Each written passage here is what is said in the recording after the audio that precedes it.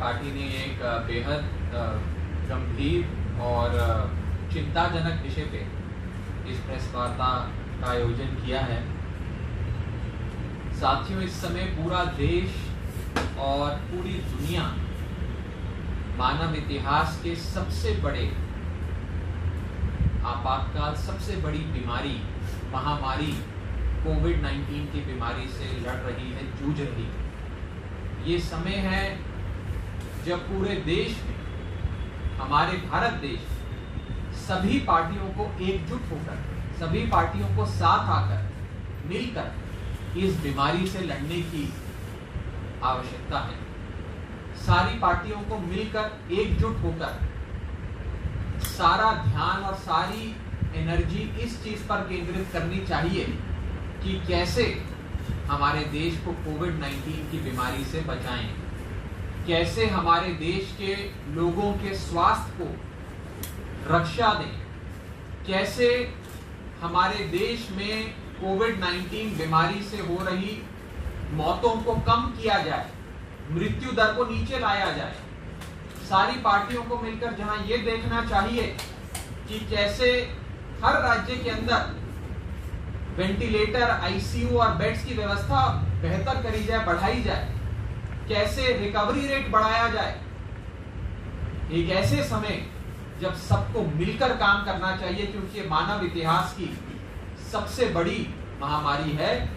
ऐसे समय हमारा देश ये देख रहा है कि एक पार्टी है जिसके विधायक बिक रहे हैं और दूसरी पार्टी है जो वो बिकने वाले विधायकों को खरीद रही है। एक तरफ एक सरकार है जो अपनी सत्ता बचाने के प्रयास में लगी है और दूसरी ओर एक ऐसी पार्टी है वो सरकार को गिराने में लगी है।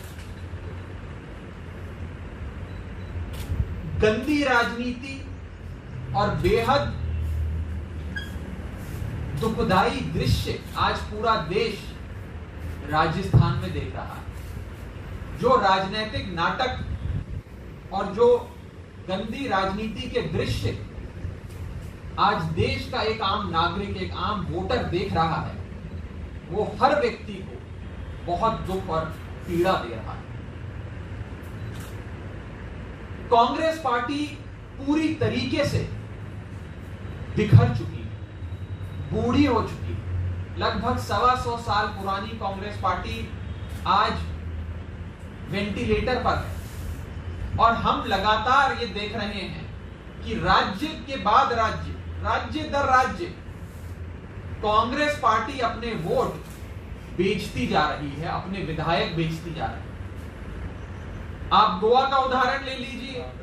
गोवा में गोवा की जनता ने कांग्रेस को बड़ी उम्मीद के साथ वोट दिया और कांग्रेस की सरकार बनाई और हमने देखा कि कुछ दिनों के बाद कांग्रेस ने अपना वोट, अपने विधायक बेच दिए और वहां पर भारतीय जनता पार्टी की सरकार बन गई।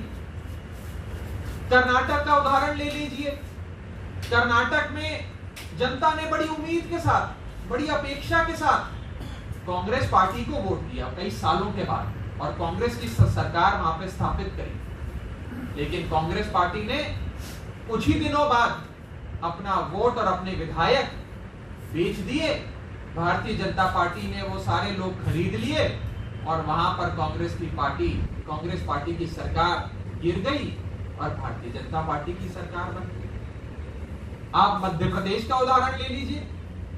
लोगों ने फिर बड़े विश्वास के साथ, उम्मीद के साथ कांग्रेस को वोट दिया।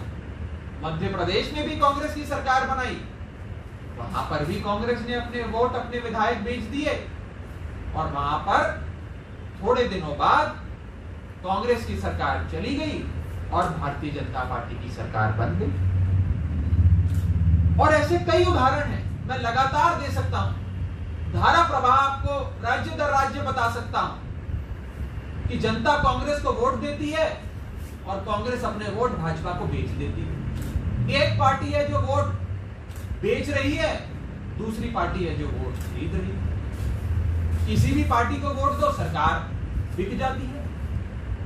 ये जो राजनीतिक हालात इस देश के बन चुके हैं, ये एक आम मतदाता को, एक आम नागरिक को इस देश के परेशान कर रहे हैं, पीड़ा दे रहे हैं।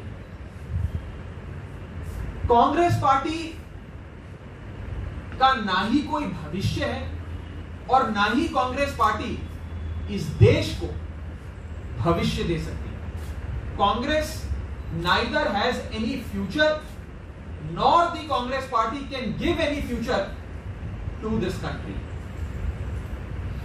कांग्रेस को वोट दो तो आपका वोट बिक जाता है, आपके विधायक बिक जाते हैं। और मोटे मोटे तौर पे जो एक बात पिछले कई महीनों के, वर्षों के राजनीतिक उठापटक के बाद लोगों के मन में स्पष्ट होती जा रही है, वो ये है कि कांग्रेस पार्टी, जो मॉरल ऑफ द स्टोरी है कि कांग्रेस पार्टी इस समय वेंटिलेटर पर अपनी आखिरी सांसें गिन रही है, मृत्यु की ओर अग्रसर है और कोई इलाज, कोई प्लाज्मा थेरेपी, कोई हाइड्रोक्लोरोक्विन, कोई रेमडेसिवियर, कोई दवाई अब कांग्रेस को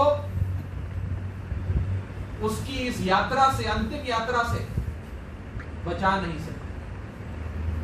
कांग्रेस इस देश में बूढ़ी, बिखरती और एक तरह से समाप्त होती पार्टी बन चुकी है।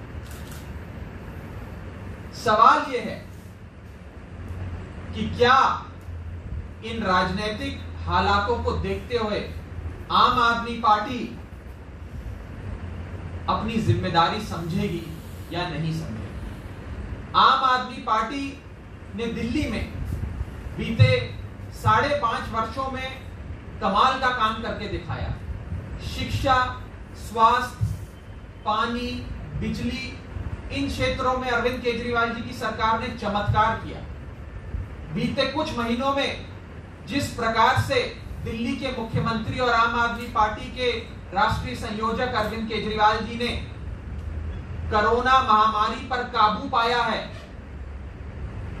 उसकी चर्चा, उसकी प्रशंसा केवल हमारे देश में नहीं बल्कि पूरी दुनिया में हो रही है। लोग आम आदमी पार्टी की बात कर रहे हैं, लोग आम आदमी पार्टी से अपेक्षा कर रहे हैं, उम्मीद कर रहे हैं। सवाल यह है कि क्या आम आदमी पार्टी इस दायित्व को समझेगी?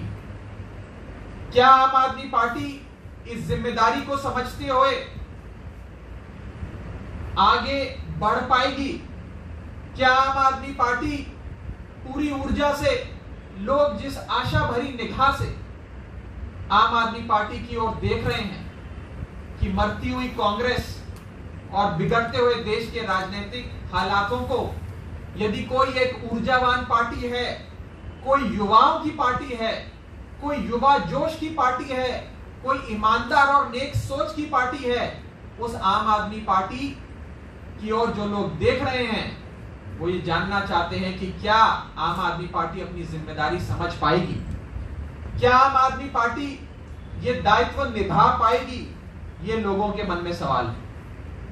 ये समय बताएगा, ये समय बताएगा कि क्या आम आदमी पार्टी ये दायित्व समझ पाएगी कि नहीं समझ पाएगी। हो सकता है आम आदमी पार्टी का इतना बड़ा पूरे देश में संगठन ना हो, लेकिन देश का एक एक नागरिक, देश का एक एक मतदाता, देश का आम आदमी, देश की आम औरत आज बहुत उम्मीद के साथ अपने एक लौते विकल्प की ओर, जो कि आम आदमी पार्टी है, उसकी ओर देख रही है। सवाल ये है कि वेंटिलेटर पे जो आईसीयू में जो कांग्रेस पार्टी पड़ी हुई है, जो मृत्यु की ओर अग्रसर है, क्या उस कांग्रेस पार्टी की समाप्ति के साथ साथ आम आदमी पार्टी इस जिम्मेदारी को समझते हुए अपना दायित्व निभा पाएगी या नहीं निभा पाएगी? यह एक ऐसा सवाल है, मुझे लगता है, जिसका जवाब आने वाला समय देश के सामने रखेगा। हमारा यह मानना है कि आम आदमी पार्टी को इस राजनीतिक हालात को समझना भी होगा, और मैं बड़ी बेबाकी से कहूं तो आम आदमी पार्टी के पास कोई विकल्प नहीं है, आम आदमी पार्टी के पास कोई ऑप्शन नहीं है। आम आदमी पार्टी को यह बात समझनी होगी कि देश हित में, देश सेवा के लिए, राष्ट्र निर्माण के लिए आम आदमी पार्टी को इस दायित्व को निभाना होगा, इस जिम्मेदारी को समझना होगा और लोगों की आशा और लोगों की अपेक्षा पे खरा उतरना होगा। यदि इस संदर्भ में किसी साथी का कोई सवाल है तो आप पूछ सकते हैं।